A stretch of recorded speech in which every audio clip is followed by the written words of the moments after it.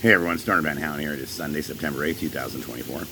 Today's video we're going to be talking about Mathew Roberts. Now, Mathew Roberts just recently passed away.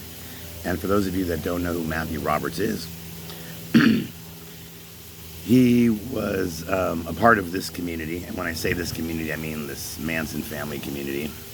And he believed, well, at one time, or at least assumed, he was Charles Manson's son, and he assumed this for many years until recently when he went on a YouTuber show, Jordan the Lion, by the way, when he went on Jordan the Lion's show recently, and he found out through a friend of his named Kim that he is not related to Charles Manson. He just recently found this out, and then on September 4th, he passed away due to having a lung infection.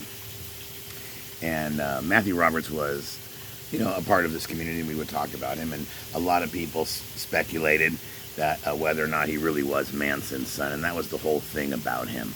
Whether or not you actually believed it or not, that was the whole thing, depending on whose book you're reading and the DNA tests that were being done and so on and so on. And I know what a lot of you are thinking, well, Stoner, you made fun of him and this and that. Now, I honestly never, when I first met Mathew, I wasn't sure whether or not he was Manson's son or not at the time. It was just interesting to meet him. And I actually met him for the first time at El Coyote for what's called the Last Supper. I believe he was a friend of John Nils. And that was the very first time I met him. I got together with him again, me and Michael Channels at Spawn Ranch. And we walked around Spawn Ranch and stuff like that. And Mathew told us a bunch of stories and told us about some of the letters he had gotten from Manson. So during the entire time that I knew who he was, I was not sure, or I was skeptical whether or not he was Manson's son. And then after a while, I started to find out that he actually wasn't. And this was before the DNA test. So a lot of people were like, well, how do you know he's not? How do you know he's not? And then we find out now,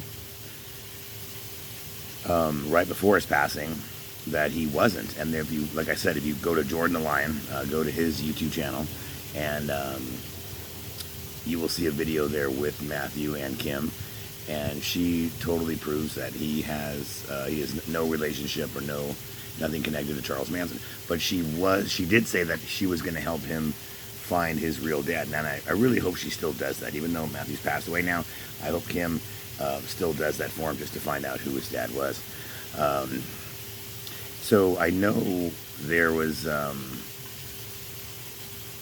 heard at least that there was going to be some kind of memorial for Mathew. I don't know when. Jordan the Lion will be the one reporting it. Jordan the Lion actually said he would actually like to go to it.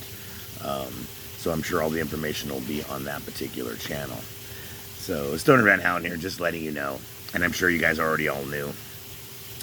But I just wanted to pay my condolences and say how sorry I am for Mathew's passing. I'm glad that he at least got to find out about his genealogy before he passed.